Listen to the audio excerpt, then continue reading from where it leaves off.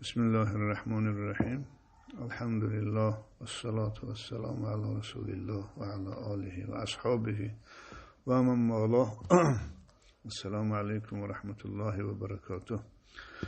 بعضی برادران راجع به جای دفن، مکان دفن حضرت علی رضی الله عنه پرسیدند که آیا در حقیقت ایشون در کجا مدفون هستند، دفن شده هستند.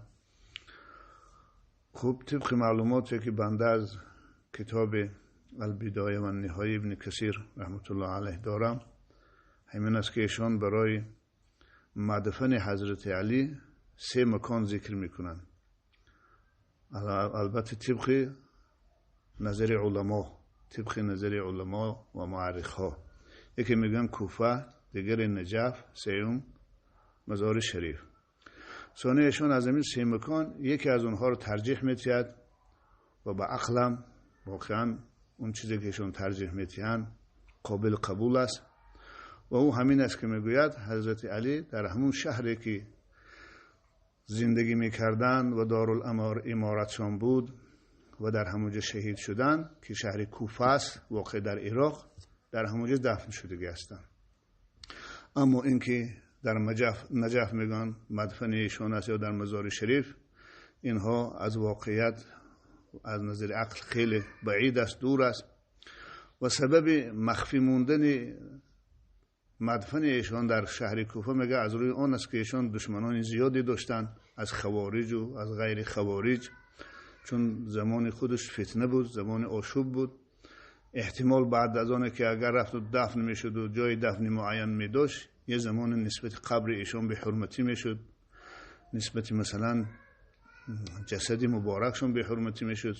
از این خاطر میگه اهل بیت ایشان دفن ایشان شبانه در یک مکان نامعلوم از نظر غیر خلاصه دفن کردن. بنابراین همین این سبب مثلا من همین پیدا شدن بعد عقیده های هر گونه درباره مثلا دفن ایشان مثلا باعث گشت. از این خاطر قول راجحه و قول با عقلم نزدیک از نظر مثلا تاریخ همین قول ابن کثیر است، همین ترجیح و تأییدی که ابن کثیر در این باره داده است. قول صحیح همین است که ایشان در کدام گوشه از زمین کوفه دفن شدگی هستند. ولی امروزها در مطبوعات از جانب بعضی روزنامه‌نگارها میخواهم پرچم دینم به اختیار بگیرن. بعض شعارهای گمراه کننده مثل گذشته نوشته می شود. میگن هیچ کسی جز خدا حق تکفیر کردن، کافر خواندن کسی را ندارد. فقط خدا میتواند کسی را کافر گوید. با این سخن خیلی سخنی گمراه کننده است. اینها میخواهند که دیگر کسی از علما حق کسی را کافر گفتن در این جامعه را ندارد. پس هر که هر چی میخواهد دلش میخواهد بکند و کسی هم حق ندارد او را حکم به کفر بکند، زیرا کافر گفتن فقط حق خداست. آدم تعجب میکند اینها در اساس چی؟ تکیه با چی؟ دلیل از کجا این حرف میگویم؟ خواهش میکنم از این چنین روزنامه نگارها شما مشغول همون کسب خود باشید. در کسبی که معلومات ندارید، علم ندارید، خواهش میکنم دست درازی نکنید و الا خودتان با همین حرف میگفتگیتان از دین خارج میشید خبر ندارید. آره، هیچ کس بدون اذن خدا حق کسی را کافر گفتن ندارد. اما وقتی که خداوند خودش در قرآن یه طایفه انسانها را کافر خوانده است و با علما خداوند اجازت داده است و مجتهدین امت اجازت داده است که در هر انسانی که همین صفتها را دیدید اونها را کافر بگویید، دیگر آره علما با همون اذنی که از جانب خدا گرفتیان، با همون حقی که خدا به ایشان داده است، میتوانن حکم به کفر بکنن. البته از پیش خود نه. در قرآن ببینید چقدر انسانها را حکم به کفر کرده است. و هم بالآخرت هم کافرون. خدا میگوید که یه عده انسان ها به آخرت کافر هستند. معلوم میشد که هر که منکر روز آخرت باشد، منکر زنده شدن قیامت باشد، او کافر است. قرآن گفته از کافر است، خدا گفته از کافر است. و ما یجحد بآیاتنا الا الکافرون، سوره عنکبوت. خدا میگوید که آیه های ما را انکار نمی کنن مگر کافرها. از این آیه معلوم است کسی که منکر آیات خداست، کسی که منکر قرآن است، او کافر است. این خدا گفته است. و این کثیرا من الناس بلقاء ربهم کافرون، سوره روم. خدا میگه بسیاری از مردم دیدار پروردگار و ملاقات خدا را در روز قیامت به دیدار خدا کافر هستند. از این آیه معلوم میشه کسی که ملاقات خدا را در آخرت انکار میکند، او هم کافر است. و قال الکافرون هذا ساحر کذاب. کافرها گفتن پیغمبر جادوگر دروغگوی است. معلوم میشد که کسی نسبت پیغمبر تکذیب و توهین و تحقیر میکند، او هم کافر است. خدا گفته استاد از کافر است. و من لم یؤمن بالله و رسوله فإنا اعتدنا للكافرین عذابا علیما. خدا میگه کسی ایمان به خدا، به هستی و وحدانیت خدا و روز قیامت ندارد، این کافر است. ما برای این طور کافرها روز قیامت عذاب دردناک آماده کردیم. والذین کفروا و کذبوا بآیاتنا اولئک اصحاب الجحیم. خدا میگه کسانی که آیه های قرآن ما را دروغ میشمارند، تکذیب میکنند، اینها کافرن، اصحاب دوزخ هستند. والذین کفروا یفترون علی الله الکذب. خدا میگه کافرها بر نام خدا دروغ میبافند. از این آیه معلوم میشه کسی به نام خدا دروغ میبافد، اینم کافر هستند. و قال الذین کفروا ان هذا الا سحر مبین.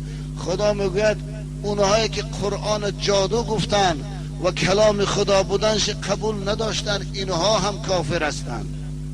مگر اینقدر قرآن کافر گفته است؟ همینها کفایه نیست؟ همینها مصداق همین امروز در جامعه ما نیست؟ پس محترم روزنامه نگارهایی که این شعاری گمراه کننده امروز در مجله ها پهن کرده ایستادید، به عرض شما میرسانم علمای اسلام، مجتهدین اسلام، خصوصا اهل سنت و الجماعت و در این فکر اهل تشیع هم متفق هستند، هر کی از مسائل ضروری دین که با دلیل قاطع ثابت شده است یکیش انکار کند، کافر است و کفرش کفر اتفاقی است. از مسائل ضروری دین ده قسم شد، یکی مسائل اعتقادی، دیگر مسائل عملی. مسئله اعتقادی همون 7 رکن ایمان است که در آمنت بالله و ملائکته و کتبه و رسوله و الیوم الاخر مذکور است. این ایمان به وحدانیت خدا و رسالت انبیا و آسمانی بودن کتاب‌های الهی و زنده شدن در روز قیامت و تقدیر و سرنوشت. کسی اگر از این 7 رکن ایمان یا 6 رکن ایمان، بعضی 2 تاش 1 تا حساب میکنند، از این 6 رکن ایمان اگر یکیش انکار کند کافر است. این اتفاق است، زیرا این 7 رکن ایمانی با نص قاطع و احادیث متواتر ثابت شده است، با نص قرآن، آیت قرآن و احادیث متواتر که اینم حکم قرآن دارد. کسی که نص متواتر انکار میکند کافر است، بل اتفاق کافر است. این چنین مسائل قسمت دوم مسائل عملی است در اسلام، مثل فرضیت نماز و روزه و حج و زکات. این ارکان عملی اسلام که 4 تا هستند.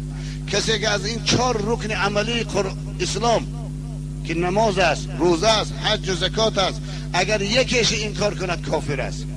چرا که اینها هم با نص قاطع، هم با آیت قرآن و هم با احادیث متواتر ثابت شده هستند. همین مانند حرام هایی که متفق علیه هست در اسلام، مثل حرام بودن زنا، حرام بودن شراب، حرام بودن رباخوری، حرام بودن آدم کشی، دزدی، اگر یکیش کسی انکار کند که حرام نیست، بالاتفاق کافر است و کسی در این مسئله اختلاف ندارد. یا همین مانند یه عملی که خدا حلال گردانیده است، کسی او را حرام بگوید، اینم کافر است. یک سخن گمراه کننده. کسی غیر از خدا حق کافر گفتن کسی را ندارد، مگر خدا میبیاد با من شما حکم میکنه دوی فلانی تو کافر شدی. در دفاع از سخنایی که این شعار بلند شد در گزیتا، در دفاع از سخنای بازار صابر که وای اونقدر توهین و تحقیر به خدا و رسول کرده بود که حتی هم فرهنگ دینش، خدا و رسولش، هم فرهنگ ملتش به یک شبکه لینین فروخته بود، به یک شبکه لینین. دیگه در کفر وای چی جای شک است؟ در کفر وای چی جای دیگر تردید و دودیدگی است؟ چرانه که در گذشته میگفتم مسلمانی در دل است، دلت پاک باشه هر نامخلی میکنی بکن. این شعار ادامه همون شعار زمان اتئیستی است. کسی جز خدا حق کافر گفتن کسی را ندارد. نامعقول کرده همون خدا شما کسی را که انکار یکی از ضروریات دین میکند، انکار یکی از احکام قرآنی رو میکند، کافر گفته است. من الان صدها آیه از قرآن، برای نمونه من چند تاشو خواندم، صدها آیه از قرآن است که خدا کافر گفته ایستاده است. خوب، حرمت زنا هم چنانه که گفتیم حکم شمین است. کسی که اگر حرام بودن زنا را انکار میکند والله کافر است.